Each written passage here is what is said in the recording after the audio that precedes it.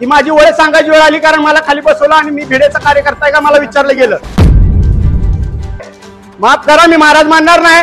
जन्मेजय भोसले यांचे जे चिरंजीव आहेत त्या आरोपीला पोलीसच्या गाडीमध्ये घातल्यानंतर त्या आरोपीच्या कानामध्ये जन्मेजय भोसलेचा मुलगा काय बोलत होता, हा माझा प्रश्न आहे, हा माझा प्रश्न आहे।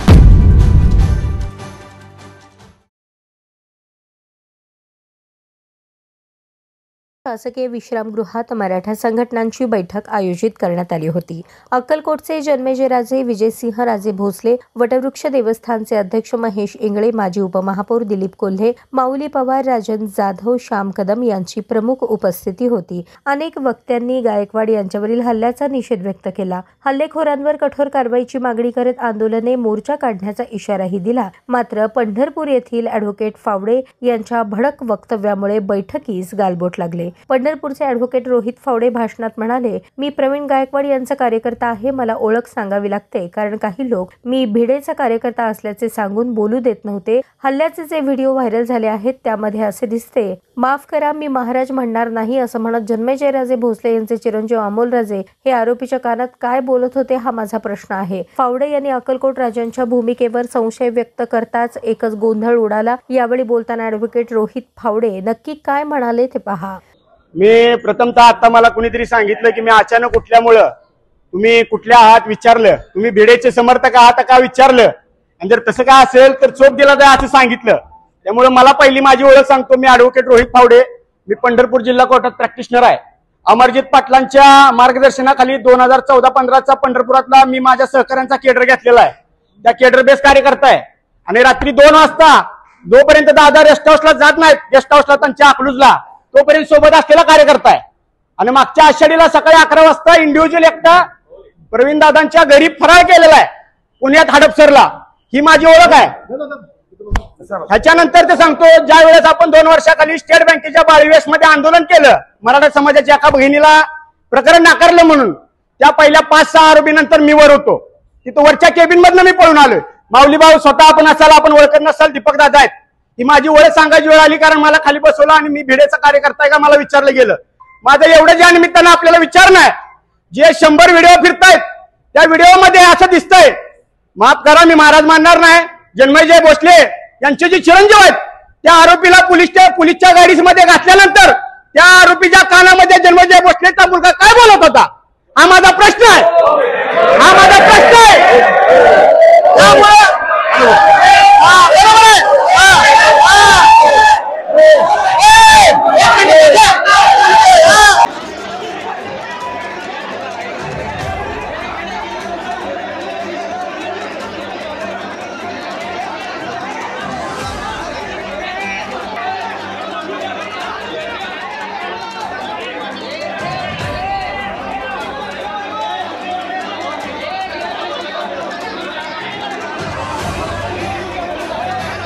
ॲडव्होकेट रोहित फावडे यांच्या वक्तव्यानंतर मात्र बैठकीस उपस्थित असलेल्या मराठा समाज बांधवांमध्ये राडा झाला आणि याच दरम्यान राजे समर्थकांकडून ॲडव्होकेट रोहित फताटे यांना मारहाण झाली। अमोलराजे आरोपींना तुम्ही चुकीचे केले असे कानात सांगून सज्जड दम दिला होता, त्याबद्दल गैरसमज नको असे स्पष्टीकरण जन्मेजयराजे भोसलेंनी दिले।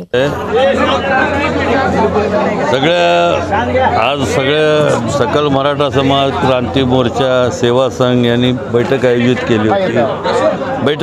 केली होती। प्रवीण दादावर जे भ्याड हल्ला झाला त्या निषेधार्थ आणि पुढची रूपरेषा ठरवण्यासाठी सर्व काही सुरळीत चालू होतं।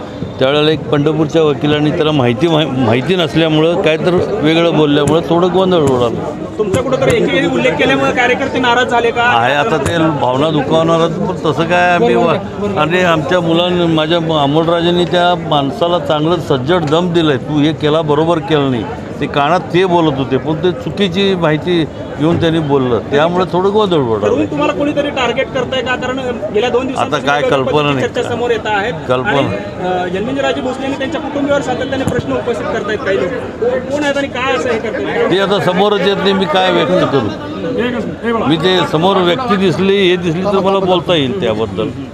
तरी तुमचा अवमान करण्याचा हा एकंदरीत प्रकार झाला का? आता स्वामी महाराजच्या ह्याच्याने परत मी संघर्षातूनच माझं सगळं अन्नछत्राचा जन्म झालेला आहे. काय तसं काय वाटत नाही. हे एक मिनिट, मीडियाच्या बांधवांना विनंती आहे. हे गैरसमज झाला होता आता, तो गैरसमज क्लिअर झाला आहे. संभाजी ब्रिगेडच्या कार्यकर्त्यांचं म्हणणं होतं की तुमच्या तिथे गुन्हा झालेला आहे, त्यामुळे तुम्ही दखल घ्यायला पाहिजे होती, पण महाराजांनी पूर्ण ताकदीने दखल घेतलेली आहे. हे गैरसमज झाला बाहेर आणलेला कार्यकर्ता, पण स्पॉटवर जे संभाजी ब्रिगेडचे कार्यकर्ते अक्कलकोटमध्ये होते त्यांनी आत्ता सगळ्यांनी स्पष्टीकरण दिलेलं आहे. त्यामुळं मीडियाच्या बांधवांना विनंती आहे की चुकीचा गैरसमज तुम्ही पसरू नका. धन्यवाद. हल्ल्यास भाजपचे स्थानिक आमदार, पोलीस निरीक्षक राजेंद्र ताटवे यांच्यासह काही स्थानिक मंडळी जबाबदार आहेत. संशयित आरोपी 3 दिवस अगोदर येऊन रेकी करून गेले होते. ज्या स्थानिकांनी त्यांना मदत केली त्यांचे मोबाईल डिटेल्स सीडीआरची ताब्यात घेऊन चौकशी झाली पाहिजे. एका दिवसात जामीन मिळेल अशी कलमे आरोपींवर लावली. आम्ही पोलिसांना भेटल्यानंतर दोन्ही आरोपी ताब्यात घेतले. पॅरोलवरील आलेल्या गुंडाचा हल्ल्यात सहभाग असून त्यांना मोक्का लावा अशी मागणी माऊली पवार यांनी केली. तमाम महाराष्ट्रातला बहुजन समाज दुखावला गेलाय. कारणीभूत हे पोलीस प्रशासन आहे. ज्या पद्धतीनं त्यांनी दखल घ्यायला पाहिजे होती त्यांनी दखल घेतलेली नाहीये. पी.आय. राजेंद्र टाकणे स्थानिक भाजपचे आमदार 3 दिवस अगोदर आरोपी येऊन अक्कलकोटमध्ये रेकी करून जातात. त्यांना ज्या स्थानिकांनी मदत केली आहे त्यांची नावं, त्यांचा सीडीआर, त्यांचे मोबाईलचे डिटेल्स हे डिपार्टमेंटने तपासलेले नाहीत. आमच्या सगळ्यात मोठ्या नेत्यावर हल्ला झालाय आणि प्रशासनानं एका दिवसात जामीन होईल अशी कलम लावली. काल ज्यावेळेस आम्ही काल जाऊन भेटलो त्यावेळेस फक्त 2 आरोपीला काल अटक झाली आणि त्यांना पीसी दिले. आमची एकच मागणी आहे, सर्व आरोपींना मोक्का लागलाच पाहिजे. सर्व आरोपींना त्यांची गुन्हेगारी पार्श्वभूमी आहे. यातला एक आरोपी पॅरोलवर बाहेर आलाय. पॅरोलवर बाहेर आलेल्या गुंडाने सुद्धा हल्ल्यात सहभाग घेतलाय. त्याच्या सुद्धा फुटेज लपवण्याचं काम पोलीस प्रशासनाने केलंय. प्रवीण दादांना जीवे मारण्याचा प्रयत्न होता, पण संभाजी ब्रिगेडचे जे काही ठराविक मावळे होते त्यांनी हल्ला स्वतःवर झेलला आणि प्रवीण दादांचा जीव वाचवला. जिथं निष्क्रिय पोलीस प्रशासन ज्या पद्धतीनं वागलंय त्याचा निषेध करून उद्याच्या 18 तारखेला अक्कलकोट आम्ही पूर्णपणे बंद करणार आहोत. आणि जोपर्यंत आरोपीला मोका लागणार नाही, सगळ्या यातले एकूण एक आरोपी जोपर्यंत डिपार्टमेंट पकडणार नाही तोपर्यंत हे आंदोलन थांबणार नाही. 8 आरोपी घटनास्थळावरनं फरार झालेले आहेत. 2च आरोपी केवळ ताब्यात आले. कसं नेमकं पळून गेले इतके मोठे गोंधळ असताना?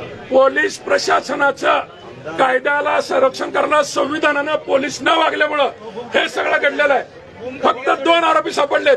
आमचं म्हणणं एवढं आहे, तिथं ज्या पद्धतीनं पोलीस प्रशासनानं त्यांचं कर्तव्य बजावलं पाहिजे होतं ते बजावलेलं नाही. त्याचा गैरफायदा झाला. प्रचंड राजकीय दबाव पोलीस प्रशासनावर होता. पोलीस प्रशासनानं अजूनही आमचं म्हणणं आहे, हे कायद्याचं राज्य आहे का नाही, का कुठे बहुजन विचारसरणीचे मान्यवर यांचा आम्ही आभार मानतो. आणि त्याच ताकदीने सगळ्यांनी आश्वासन केले की आम्ही सगळेजण तुमच्याबरोबर आंदोलनामध्ये सक्रिय आहोत. बैठकीतील गोंधळानंतर मराठा समाजातील काही प्रतिष्ठाननी पुन्हा बैठक घेतली. त्यात शुक्रवारी अक्कलकोट बंद ठेवण्याचा निर्णय झाला. तसेच बुधवारी काही पदाधिकारी अक्कलकोट येथे जाऊन जन्मेजय राजे यांच्याशी चर्चा करणार आहेत. त्यानंतर बंद बाबत निर्णय घेण्यात येईल अशी माहिती माजी उपमहापौर दिलीप कोल्हे यांनी दिली. मध्ये सगळ्या टीव्हीला, व्हिडिओला सगळीकडे माहिती आहे. त्यामुळे पोलीस खात्याला पकडायची काही जास्त ही नाही आहे. त्यामुळे आम्ही सगळे आमचे समन्वयक उद्या अक्कलकोटला जाणार आहोत. मग बंदच्या स्वरूपामध्ये काय करायचं काय नाही या विचार विनिमयामुळे ती लांब न जाता तावातावामध्येच आता हे आंदोलन आम्हाला उभं करायचं आहे.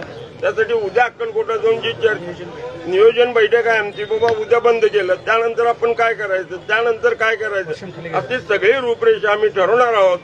एवढंच समर्थन दिलं नाही का?